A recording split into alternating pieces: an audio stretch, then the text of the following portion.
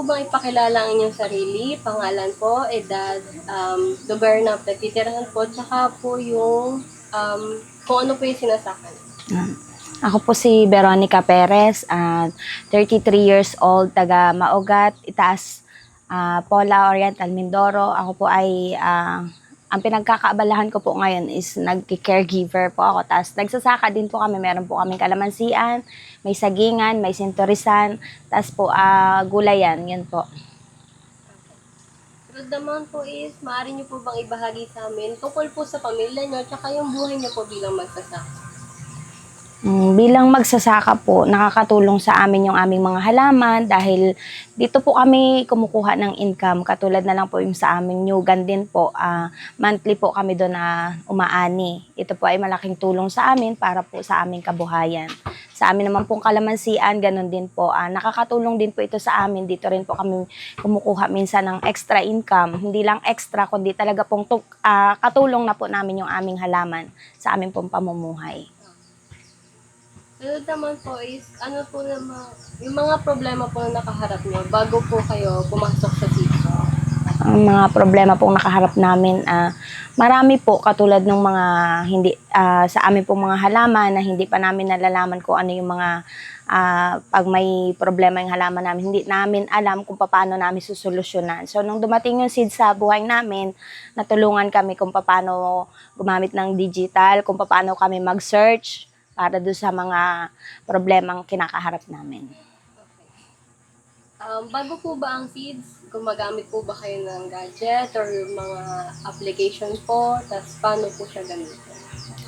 Gumagamit na po kami ng gadgets, pero po yung mga minor ano lang po, hindi pa namin alam yung katulad paggamit ng GCash, hindi pa namin alam kung paano siya tamang prosesong paggamit. Okay. Sunod naman po is yung pagpasok po ng seeds, yung mga tanong naman po. Ibahin nyo naman po sa amin kung ano po yung mga trainings po na sinalihan nyo nung sa seeds po. Yung ano po ay yung sa digital literature po, yun, isa po yun sa mga na-attendan kong trainings. Yun po. Okay.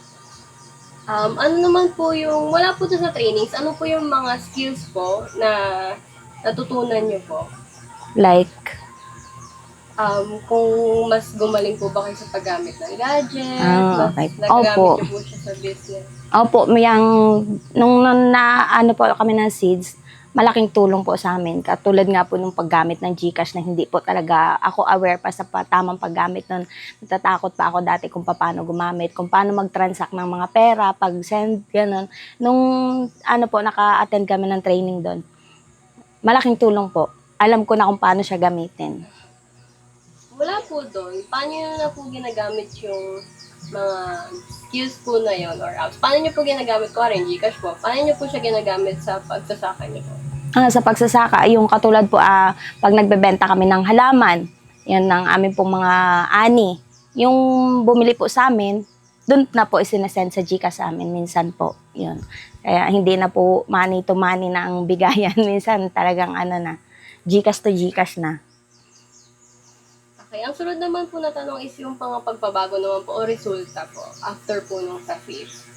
So, pwede nyo po ba sabihin sa amin kung ano po yung mga napansin yung mga pagbabago po sa kita nyo po, sa produkto nyo po sa farm, kung mas dumami po ba sila, tsaka po sa buhay nyo po sa pamilya nyo? Opo, malaki po ang pagbabago kasi nga nung natuto kami sa digital, nakakapanood kami ng mga trainings online kung paano pagandahin patuloy yung mga halaman. At syempre, sa pamamagitan nun, nadagdagan lalo yung income namin at yan ay malaking tulong sa aming pamilya.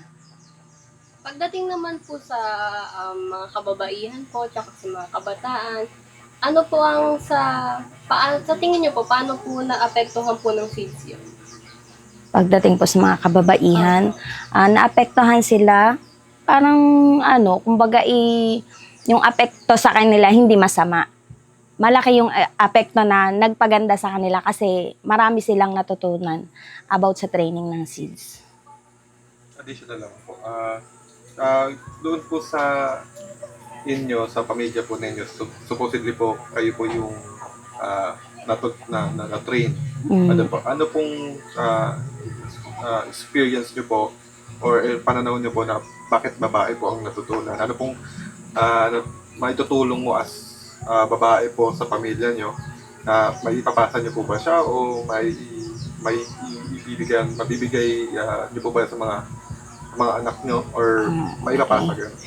Kalimitan kasi talagang babae ang uma-attend ng mga trainings eh. So bilang kahit na kami babae, kabahagi na kami ng pamilya. So kumbaga ay partner na ng asawa. Kahit babae yung nag-training, naiibahagi naman namin yung aming mga natutunan sa aming kasama sa buhay, sa mga anak. Kumbaga kahit na kami yung nag-train, ititrain naman namin yung mga kasama namin sa bahay. Sunod naman po is, ano po yung may pagmamalaki niyo po kaya or yung sa tingin niyo pinakanagamit niyo, ganun po. Simula po nung nag-training po kayo sa SIGS. Maipagmamalaki. Talagang maipagmamalaki ko ay malaki ang naitulong sa amin at talagang patuloy na nadagdagan yung income namin kasi malaki yung sa tulong nila, lumawak ang aming kaalaman, lumawak ang aking kaalaman upang patuloy na maiprogress ang aming mga halaman. Sunod naman po is para po, ano po kaya yung hiling niyo sa future po ng inyong farm tsaka po sa pamilya niyo po? Ang hiling or sa future, syempre hiling ko na patuloy pa rin madagdagan yung aming kaalaman para patuloy pa rin naming mapalago yung aming mga halaman upang patuloy din lumago ang aming income.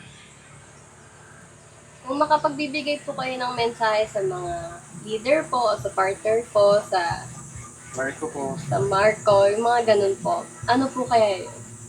Ang may ibahagi ko lang sa kanila, dagdagan pa yung sipag, tiyaga, tsaka syempre, wag magdamot, ibahagi ang natutunan, ang kaalaman, para hindi lang isa ang uunlad, kundi lahat tayo ay umunlad. The Okay, so,